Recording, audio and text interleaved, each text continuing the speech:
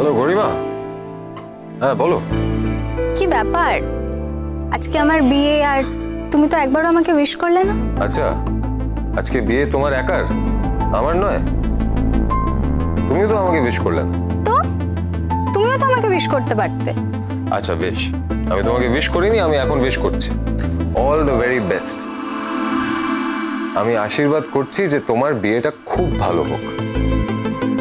তুমি তো অনেক তপস্যা করে এরকম একজন স্বামী পাচ্ছ। হোয়াট? আমি তপস্যা করে স্বামী পাচ্ছি না, তুমি তপস্যা করে বউ পাচ্ছ? হ্যাঁ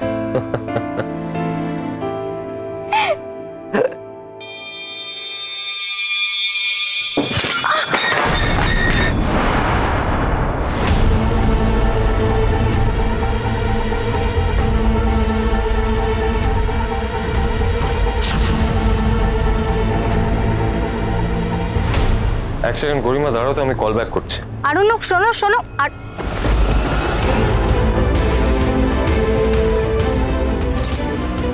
তুমি কি দেখে চলাফেরা করতে পারো না নাকি? সারা বাড়িতে ছায়ার মতো ঘুরে বেড়াচ্ছ, দেখবে তো এটলিস্ট। কি হয়েছে বাচ্চা, চিৎকার করছো কেন? আরে আর কি হবে, ও দেখে চলাফেরা করতে পারছে না, আমি এখানে দাঁড়িয়ে আছি, ও দেখতে পাচ্ছে না। আর একটু হলেই পুরো আমার গায়ে পড়ে যেত এই চাটা। আসলে কি বলতো বাদশা, রোশনাই সারাক্ষণ তোমার চোখের সামনে সামনে থাকতে চায়। তুমি যে অনেক সময় ওকে দেখতে পাও না, তোমার চোখ যে অন্য কিছু দেখে, সেটা ও বোধহয় বুঝতেই পারে না। তোমার হাত থেকে যখন কাপগুলো পড়ে ভেঙেই গেছে, তাহলে আর কি করা যাবে বলো?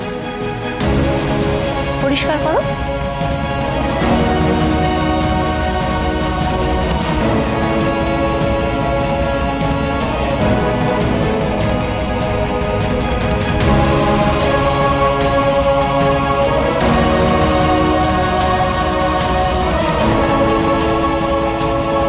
বলছি গরম চারও তো পড়েছে, তোমার হাতে লেগেছে কি?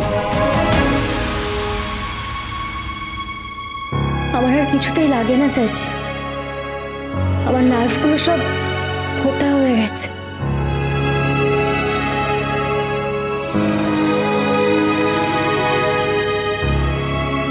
এখন কেই চা খাবে বলছিল? না মানে ঠাম্মি বললো যে ওপরে চা নিয়ে যেতে। আরে সে চা তুমি যার জন্যই নিয়ে যাও না কেন, একটু তো দেখে চলাফেরা করতে হয়। আমি এখানে দাঁড়িয়ে আছি, আমি তো বুঝতে পারিনি না। তুমি একটু সাইড হয়ে দাঁড়াতে পারলে না? শুধু শুধু আমার জামাটা নষ্ট হয়ে যেত। তোর সঙ্গেই বা ওরা তো বারবার ধাক্কা লাগার সিকোয়েন্স কেন তৈরি হয় বলতো? রোশনাই, আজ বাদশার গরিমার গায়ে হলুদ, তারপর বিয়ে। এই কথাটা তুমি যত তাড়াতাড়ি বুঝে নেবে তোমার জন্যই ভালো। দেখছো তো বাড়িতে সবাই খুব হ্যাপি মুডে আছে, আনন্দ করছে, দেখতে পাচ্ছ না? একটু আগে কত হই হই করে গায়ে হলুদটা হলো, সবাই তো আনন্দ করছে। তাই তোমাকে একটা কথা বলি, তুমি একটু তাড়াতাড়ি রেডিটা হয়ে নাও। আমাকে কি যেতেই হবে? হ্যাঁ অফকোর্স, এতদিন তো এই বাড়িতেই থাকতে। হ্যাঁ তুমি কদিন পর চলে যাবে বলে তোমাকে এখন সবাই একটু গেস্টের মতন ট্রিট করছে, কিন্তু আসলে তো তুমি এই বাড়িতে কাজই করতে, তাই না? বাইরে গিয়ে দেখো, বাড়ির সমস্ত কাজের লোকেরা হাতে হাতে তত্ত্ব নিয়ে গাড়িতে তুলছে। ওখানে পৌঁছে সেগুলো নামাতেও হবে, তুমি না হয় একটু ভালোটাই নিও।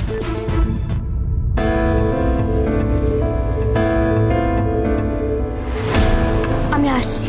আসছি নয়, যত তাড়াতাড়ি সম্ভব রেডি হয়ে নাও, কারণ মেয়েটা ওখানে ওয়েট করছে। বাচ্চার গায়ে ঠাকানো হলুদটা নিয়ে আমরা ওখানে যাব, তারপর ওর গায়ে হলুদ হবে। সো তাড়াতাড়ি কর। জাহ্নবীদি, আমি বললাম তো আমি আসছি।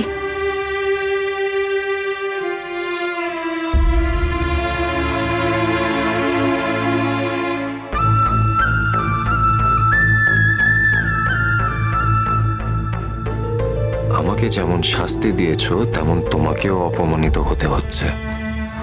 সবাই তোমাকে অপমান করছে।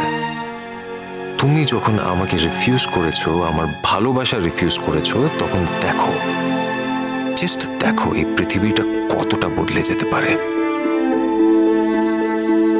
এতদিন আমি তোমাকে প্রোটেক্ট করতাম, তো এখন দেখে নাও দুনিয়াটা কি।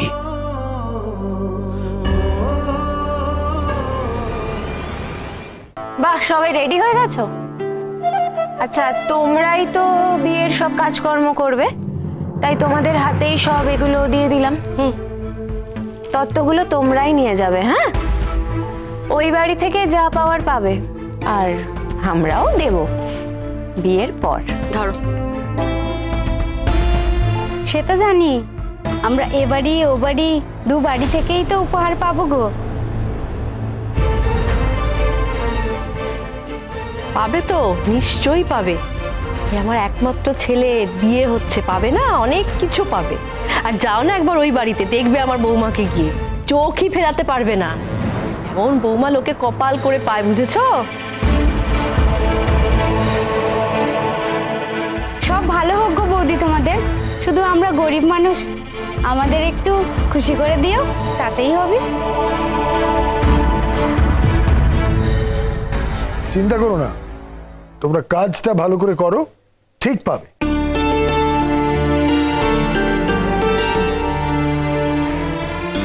আচ্ছা রাজা, কে কে যাচ্ছ তোমরা? এই তো মেজো কাকামণি, আমি যাচ্ছি আর আমার সঙ্গে জাহ্নবী যাচ্ছে।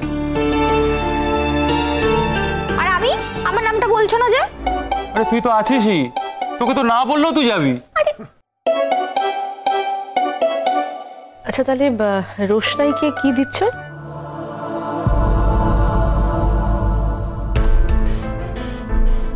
রোশনাইয়ের কাছে তো সব থেকে ভ্যালুয়েবল তত্ত্বটা আছে, বেনারসি আর জড়োয়ার গয়নাটা। গায়ে হলুদের এটাই কিন্তু সব থেকে ইম্পর্টেন্ট তত্ত্ব। আর সোনার জিনিসটা সাবধানে রেখো। বলছিলাম, এগুলো তোমরা নিয়ে গেলে ভালো হতো না? আরে তাতে অসুবিধে কি আছে, তোমার কাছেই তো থাকবে। আর তুমি গাড়ি করে যাবে, ওখানে গাড়ি করে নামবে, ওই ট্রেটা গিয়ে ওদের দিয়ে আসবে, এই তো সিম্পল।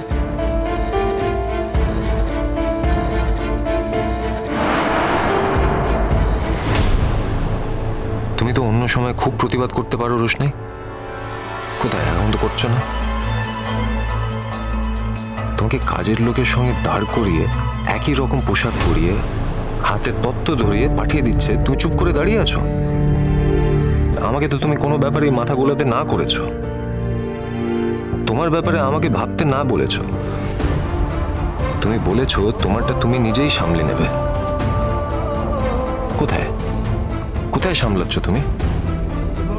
তুমি তো এখান থেকে চলেই যাবে, তাহলে তোমার এত ভয় কিসের? পারছো না প্রতিবাদ করতে? আপনি খুব খুশি হয়েছেন তো স্যারজি?